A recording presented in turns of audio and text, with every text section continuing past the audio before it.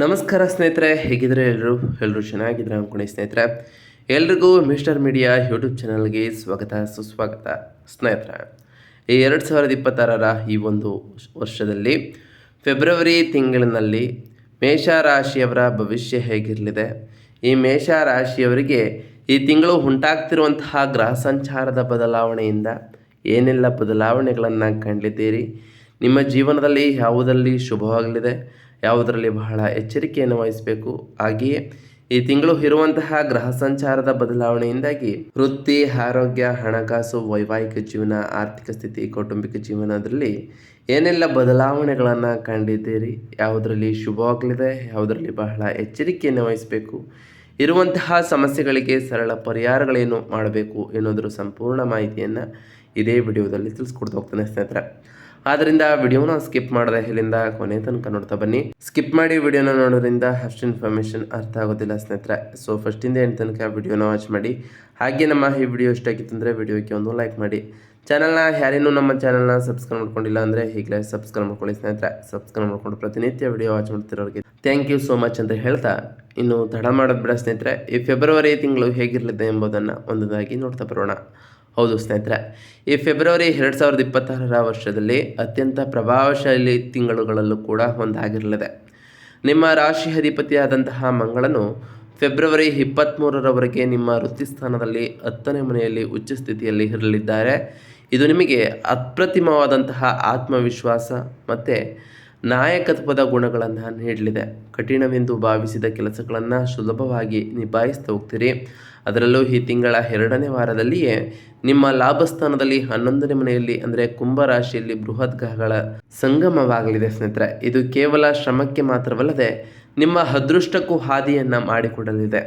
12ನೇ ಮನೆಯಲ್ಲಿರುವಂತಹ ಶನಿಯು ಅಧಿಕ ಖರ್ಚು ಅಥವಾ ಪ್ರಯಾಣದ ಸೂಚನೆಗಳನ್ನು ನೀಡಿದರೂ ಬರುವ ಆದಾಯವು ನಿಮ್ಮ ಆರ್ಥಿಕ ಸ್ಥಿತಿಯನ್ನು ಇನ್ನಷ್ಟು ಸದೃಢರನ್ನಾಗಿ ಮಾಡ್ಬೋದಾಗಿದೆ ಸ್ನೇಹಿತರೆ. ಇದರಿಂದ ಈ ಫೆಬ್ರವರಿ ತಿಂಗಳಿನಲ್ಲಿ ಸಾಕಷ್ಟು ಬದಲಾವಣೆಗಳನ್ನು ಕಾಣಬಹುದಾಗಿದೆ. ಇನ್ನು ಈ ಮೇಷರಾಶಿಯವರ ಪ್ರಮುಖ ಗ್ರಹ ಸಂಚಾರಗಳ ವಿಚಾರಕ್ಕೆ ಬರೋದಾದರೆ, ಮೊದಲನೇದಾಗಿ ಮಂಗಳ ಗ್ರಹದ ವಿಚಾರಕ್ಕೆ ಬರೋದಾದರೆ, ನಿಮ್ಮ ರಾಶಿ ಅಧಿಪತಿಯಾದಂತಹ ಮಂಗಳನು 10ನೇ ಮನೆಯ ಉಚ್ಚ ಸ್ಥಾನದಲ್ಲಿ ಇರೋದರಿಂದ ಅದಾದ ನಂತರ 11ನೇ ಮನೆಗೆ ಪ್ರವೇಶವನ್ನು ಮಾಡುವ ಕಾರಣ ನಿಮ್ಮ ವೃತ್ತಿ, ಅಧಿಕಾರ ಮತ್ತು ಭಾರಿ ಲಾಭವನ್ನು ಕಾಣ್ತಾ ಹೋಗ್ತೀರಿ ಸ್ನೇಹಿತರೆ.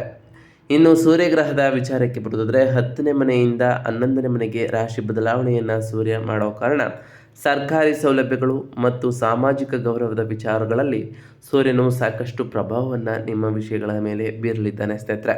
ಇನ್ನು ಬುಧ ಗ್ರಹದ ವಿಚಾರಕ್ಕೆ ಬರೋದಾದರೆ, 11ನೇ ಮನೆಯ ಕುಂಭ ರಾಶಿಯಲ್ಲಿ ಬುಧನು ಇರಲಿದ್ದು ವ್ಯಾಪಾರದಲ್ಲಿ ಜಾಣ್ಮೆ ಮತ್ತು ಜನಸಂಪರ್ಕ ಈ ವಿಷಯಗಳಲ್ಲಿ ಪ್ರಭಾವವನ್ನು ಬುಧನು ಬೀರಲಿದ್ದಾರೆ ಸ್ನೇಹಿತರೆ.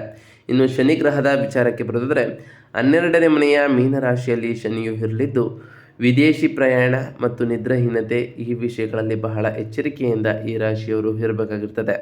ಇನ್ನು ರಾಹು ಗ್ರಹದ ವಿಚಾರಕ್ಕೆ ಬರೋದಾದರೆ, 11ನೇ ಮನೆಯ ಕುಂಭ ರಾಶಿಯಲ್ಲಿ ರಾಹು ಇರಲಿದ್ದು ಹಠಾತ್ ಹಣಕಾಸು ಲಾಭ ಮತ್ತು ಮಹತ್ವಾಕಾಂಕ್ಷಿ ಯೋಜನೆಗಳ ಮೇಲೆ ಗಮನವಿಟ್ಟು ಈ ಟೈಮ್ನಲ್ಲಿ ಇರಬೇಕಾಗಿರುತ್ತದೆ ಸ್ನೇಹಿತರೆ. ಒಟ್ಟಾರೆಯಾಗಿ ಈ ಫೆಬ್ರವರಿ ತಿಂಗಳು ಒಂದಿಷ್ಟು ಬದಲಾವಣೆಗಳನ್ನು ನಿಮ್ಮ ಜೀವನದಲ್ಲಿ ಕಾಣ್ತಾ ಬರ್ತೀರಿ ಅಂತಲೇ ಹೇಳ್ಬೋದು. ಇನ್ನು ಈ ರಾಶಿಯವರ ಆರ್ಥಿಕತೆ ಮತ್ತು ಹಣಕಾಸಿನ ವಿಚಾರದಲ್ಲಿ ಏನೆಲ್ಲ ಬದಲಾವಣೆಯನ್ನು ಕಾಣಲಿದ್ದೀರಿ ಅಂತ ನೋಡ್ತಾ ಬರೋದಾದರೆ, ಹಣಕಾಸಿನ ವಿಚಾರದಲ್ಲಿ ಈ ಫೆಬ್ರವರಿ ತಿಂಗಳು ಈ ಮೇಷರಾಶಿಯವರಿಗೆ ಅತ್ಯುತ್ತಮವಾದಂತಹ ತಿಂಗಳು. ಅದರಲ್ಲೂ 11ನೇ ಮನೆಯಲ್ಲಿ ನಿರ್ಮಾಣವಾಗ್ತಿರುವಂತಹ ಧನಯೋಗದಿಂದಾಗಿ ಆದಾಯದ ಹೊಸ ಮೂಲಗಳು ತೆರೆಯಲಿದೆ. ಹಳೆಯ ಹೂಡಿಕೆಗಳಿಂದ ಹಠಾತ್ ಲಾಭ ಆಗುವಂತಹ ಚಾನ್ಸಸ್ ಕೂಡ ಇರಲಿದೆ ಸ್ನೇಹಿತರೆ. ಸಿಕ್ಕಿಬಿದ್ದಿದ್ದ ಹಣವು ನಿಮ್ಮ ಕೈಗೆ ಸೇರಬಹುದು. ಶೇರ್ ಮಾರ್ಕೆಟ್ ಅಥವಾ ವ್ಯಾಪಾರದಲ್ಲಿ ಲಾಭವನ್ನು ನಿರೀಕ್ಷಿಸಬಹುದಾಗಿದೆ ಸ್ನೇಹಿತರೆ. ಆದರೆ 12ನೇ ಮನೆಯಲ್ಲಿರುವಂತಹ ಶನಿಯ ಬಗ್ಗೆ ಬಹಳಷ್ಟು ಎಚ್ಚರಿಕೆಯಿಂದ ಇರಬೇಕಾಗಿರ್ತದೆ. ಆದಾಯ ಹೆಚ್ಚದಂತೆ ಆರೋಗ್ಯ, ಧಾರ್ಮಿಕ ಕಾರ್ಯಗಳು ಅಥವಾ ಐಷಾರಾಮಿ ವಸ್ತುಗಳಿಗಾಗಿ ಅಷ್ಟೇ ಪ್ರಮಾಣದ ಖರ್ಚುಗಳು ಕೂಡ ಎದುರಾಗ್ತಾ ಹೋಗ್ತವೆ. ಹೂಡಿಕೆ ಮಾಡುವಾಗ ವಿವೇಚನೆಯೊಂದಿಗೆ ವರ್ತಿಸಿ. ವಿಶೇಷವಾಗಿ ತಿಂಗಳ ಕೊನೆಯ ವಾರದಲ್ಲಿ ದುಡುಕಿನ ನಿರ್ಧಾರಗಳಿಂದ ದೂರವಿರಿ ಸ್ನೇಹಿತರೆ. ಹಣ ನಷ್ಟವಾಗದಂತೆ ನೋಡ್ಕೊಳ್ತಾ ಬನ್ನಿ. ಇದರಿಂದ ನಿಮ್ಮ ಆರ್ಥಿಕತೆ ಮತ್ತು ಹಣಕಾಸಿನ ವಿಚಾರದಲ್ಲಿ ಸಾಕಷ್ಟು ಬದಲಾವಣೆಗಳನ್ನು ಕಾಣಬಹುದಾಗಿದೆ ಸ್ನೇಹಿತರೆ. ಇನ್ನು ಈ ರಾಶಿಯವರ ವೃತ್ತಿ ಮತ್ತು ವ್ಯವಹಾರದಲ್ಲಿ ಏನೆಲ್ಲ ಬದಲಾವಣೆಯನ್ನು ಕಾಣಲಿದ್ದೀರಿ ಅಂತ ನೋಡ್ತಾ ಬರೋದಾದರೆ, ನಿಮ್ಮ ವೃತ್ತಿ ಜೀವನಕ್ಕೆ ಈ ಫೆಬ್ರವರಿ ತಿಂಗಳು ಖಂಡಿತವಾಗಿಯೂ ಸುವರ್ಣಾವಕಾಶ ಅಂತಲೇ ಹೇಳ್ಬೋದು.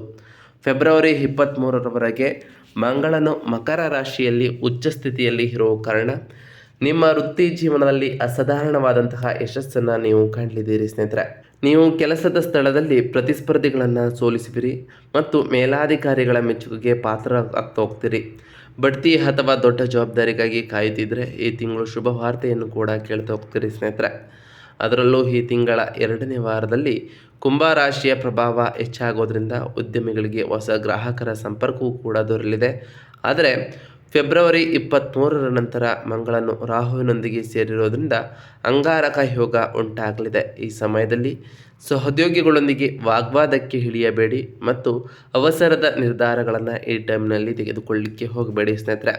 ಇನ್ನು ಈ ಮೇಷರಾಶಿಯವರ ಆರೋಗ್ಯದ ವಿಚಾರಕ್ಕೆ ಬರೋದಾದರೆ ಈ ಫೆಬ್ರವರಿ ತಿಂಗಳು ಮೇಷರಾಶಿಯವರ ಆರೋಗ್ಯದಲ್ಲಿ ಮಂಗಳನು ಬಲಶಾಲಿಯಾಗಿ ಇರೋದರಿಂದ ದೈಹಿಕವಾಗಿ ನೀವು ಚಟುವಟಿಕೆಯಿಂದ ಇರ್ತೀರಿ. ಆದರೂ ಶನಿಯ ಪ್ರಭಾವದಿಂದ ಪಾದಗಳು ಅಥವಾ ಕಣಕಾಲುಗಳಿಗೆ ಸಂಬಂಧಪಟ್ಟಂತಹ ಸಮಸ್ಯೆಗಳು ಕಾಣಿಸಿಕೊಳ್ಬೋದು. ಅದರಲ್ಲೂ ಕುಂಭರಾಶಿಯಲ್ಲಿನ ಅತಿಯಾದ ಗ್ರಹಗಳ ಸಂಚಾರದಿಂದಾಗಿ ಮಾನಸಿಕ ಒತ್ತಡ ಅಥವಾ ನಿದ್ರೆಯಲ್ಲಿ ವ್ಯತ್ಯಯವಾಗ್ಬೋದು ಸ್ನೇಹಿತರೆ. ನಿದ್ರಾಹೀನತೆಯೂ ಕೂಡ ನಿಮಗೆ ಕಾಣ್ಬೋದು. ಈ ತಿಂಗಳ ಕೊನೆಯ ವಾರದಲ್ಲಿ ಆರೋಗ್ಯದ ಬಗ್ಗೆ ಹೆಚ್ಚಿನ ಕಾಳಜಿ ಅಗತ್ಯವಾಗಿರ್ತದೆ. ಮಂಗಳ ರಾಹು ಸಂಯೋಗವು ಅಪಘಾತಗಳ ಸೂಚನೆಯನ್ನು ನೀಡೋದರಿಂದ ವಾಹನ ಚಾಲನೆಯನ್ನು ಮಾಡುವಾಗ, ಬೆಂಕಿ ಅಥವಾ ವಿದ್ಯುತ್ ಉಪಕರಣವನ್ನು ಬಳಸುವಾಗ ಬಹಳಷ್ಟು ಜಾಗರೂಕತೆಯಿಂದ ಎಚ್ಚರಿಕೆಯಿಂದ ಇರಿ. ಪ್ರಾಣಾಯಾಮ ಅಥವಾ ಯೋಗಾಭ್ಯಾಸವು ಮನಸ್ಸನ್ನು ಶಾಂತವಾಗಿಡಲು ಸಹಾಯವನ್ನು ಮಾಡ್ತದೆ. ಆದ್ದರಿಂದ ನಿಮ್ಮ ದೈನಂದಿನ ಜೀವನದಲ್ಲಿ ವ್ಯಾಯಾಮ ಮತ್ತು ಧ್ಯಾನವನ್ನು ಅಳವಡಿಸಿಕೊಳ್ಳಿ ಸ್ನೇಹಿತರೆ. ಇದರಿಂದ ನಿಮ್ಮ ಆರೋಗ್ಯವು ಕೂಡ ಉತ್ತಮವಾಗಿರಲಿದೆ. ಇನ್ನು ಕುಟುಂಬ ಮತ್ತು ಸಂಬಂಧಗಳ ವಿಚಾರದ ಬಗ್ಗೆ ಮಾತನಾಡ್ತಾ ಬರೋದಾದರೆ ಕೌಟುಂಬಿಕ ಜೀವನದಲ್ಲಿ ಈ ಮೇಷರಾಶಿಯವರಿಗೆ ಮಿಶ್ರ ಫಲಿತಾಂಶಗಳನ್ನು ನೀಡುವಂತಹ ತಿಂಗಳಾಗಿರಲಿದೆ. ಅದರಲ್ಲೂ ಹಿರಿಯ ಒಡಹುಟ್ಟಿದವರೊಂದಿಗೆ ನಿಮ್ಮ ಸಂಬಂಧ ಇನ್ನಷ್ಟು ಸುಧಾರಿಸಲಿದೆ.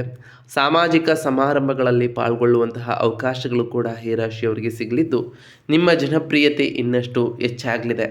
ಅದರಲ್ಲೂ ಈ ಫೆಬ್ರವರಿ 6ರ ನಂತರ ಶುಕ್ರನ ಸಂಚಾರ ಉಂಟಾಗಿರೋ ಕಾರಣ ಅವಿವಾಹಿತರಿಗೆ ಪ್ರೇಮ ಸಂಬಂಧಗಳಲ್ಲಿ ಯಶಸ್ಸು ದೊರೆಯುವಂತಹ ಸಾಧ್ಯತೆಯೂ ಕೂಡ ಇರಲಿದೆ.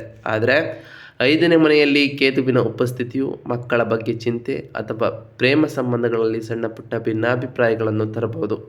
ನಿಮ್ಮ ವೃತ್ತಿ ಜೀವನದ ಒತ್ತಡವನ್ನು ಮನೆಗೆ ಯಾವತ್ತೂ ಕೂಡ ತರಲಿಕ್ಕೆ ಹೋಗಬೇಡಿ. ಇದು ನಿಮ್ಮ ಜೀವನದಲ್ಲಿ ಸಾಕಷ್ಟು ಬದಲಾವಣೆಗಳನ್ನು ತರಬಹುದೇ. ಹಾಗೆ ಸಂಗಾತಿಯೊಂದಿಗೆ ಗುಣಮಟ್ಟದ ಸಮಯವನ್ನು ಕಳೆಯುವುದು ಮತ್ತು ಅವರ ಆಲೋಚನೆಗಳಿಗೆ ಗೌರವ ನೀಡುವುದು ಕೂಡ ಈ ರಾಶಿಯವರಿಗೆ ಬಹಳಷ್ಟು ಮುಖ್ಯವಾಗಿರ್ತದೆ ಅಂತಲೇ ಹೇಳ್ಬೋದು.